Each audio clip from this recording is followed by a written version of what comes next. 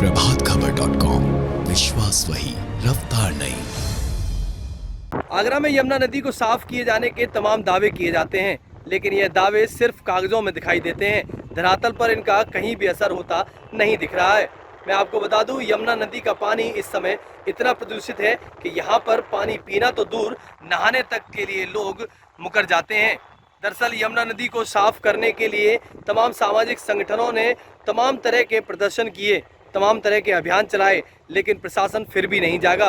वहीं यमुना नदी में लंबे सालों से बैराज बनाने की मांग भी लगातार चल रही है, लेकिन अभी तक यमुना नदी में बैराज भी नहीं बनाया गया। वहीं दूसरी तरफ अब यमुना नदी को आगरा के तमाम नालों से पाट दिया गया है। आगरा के तमाम नाले यमुना नदी में सीधे तौर पर गिर रहे हैं, जबकि एनजीटी ने इन नालों पर पूर्ण रूप से प्रतिबंध लगाने के निर्देश बहुत पहले ही दे चुके हैं। लेकिन अभी तक ना तो इन नालों की टैपिंग की गई है और ना ही इनका जो पानी है वो सीवेज ट्रीटमेंट होने के बाद यमुना में जा रहा है। लगातार सीधे तौर पर पूरे आगरा की गंदगी इन नालों से होकर यमुना नदी में जा रही है। लाखों और करोड़ों रुपए यमुना नदी की स्वच्छता को लेकर खर्च किए गए हैं, लेकिन अभी तक यमुना नदी अपनी गंदगी से कराह रही है। यमुना नदी को लेकर कई तरह के अभियान चलाए गए। यमुना नदी में एनजीटी के निर्देशों के अनुसार नाला भी गिराना चाहिए, लेकिन अभी भी देखा जा रहा है तमाम नाले ऐसे हैं कि यमुना नदी में सीधे तौर पर गिर रहे हैं। इनको लेकर क्या बंदिशें लगाई जा रही हैं, क्या आगे के कार्यक्रम होंगे? देखिए, एनजीटी के आदेश के क्रम में नगर निगम आगरा के द्वारा भी अनेक प्रकार के सुधारात्मक कार्य किए गए हैं।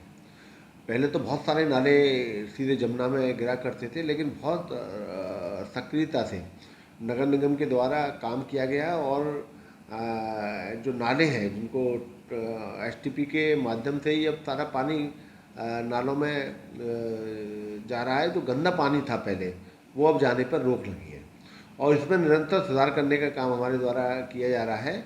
और जमुना मैया को साफ़ सुथरा बनाए रखने में आम जनता को भी सहयोग चाहिए। और पुल पे से कूड़ा फेंक देते हैं लोग आज जमुना मैया में, तो वो नहीं करना चाहिए। मैं एक और अनुरोध करूँगा, मेरी मांग भी है कि बहुत लंबे समय से जो जमुना की जो हाइट है वो काफ़ी बढ़ती आ रही है, क्योंकि सिल्ट नहीं निकली है। ऊपर से सिल्ट बहुत गंदी है।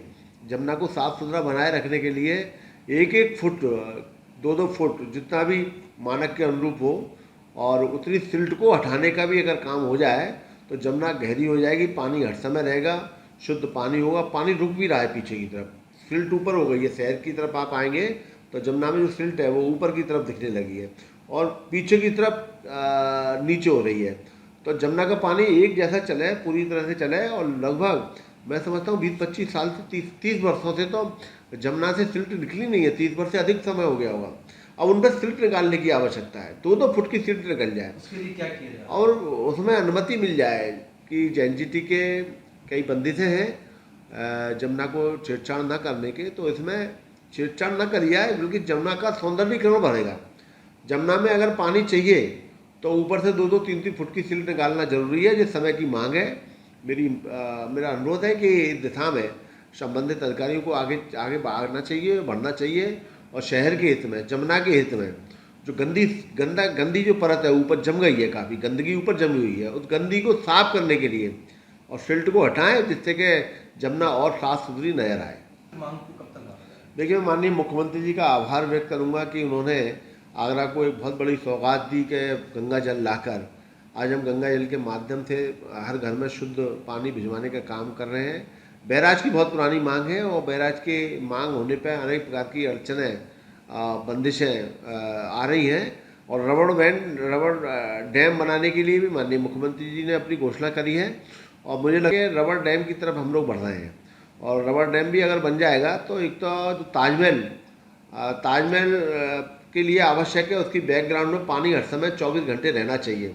उसकी नींव को अगर मजबूती प्रदान करना है तो उसकी नींव के नज़दीक जितना पानी का जल स्तर है, वो पानी का जल स्तर 24 घंटा 365 दिन रहना चाहिए।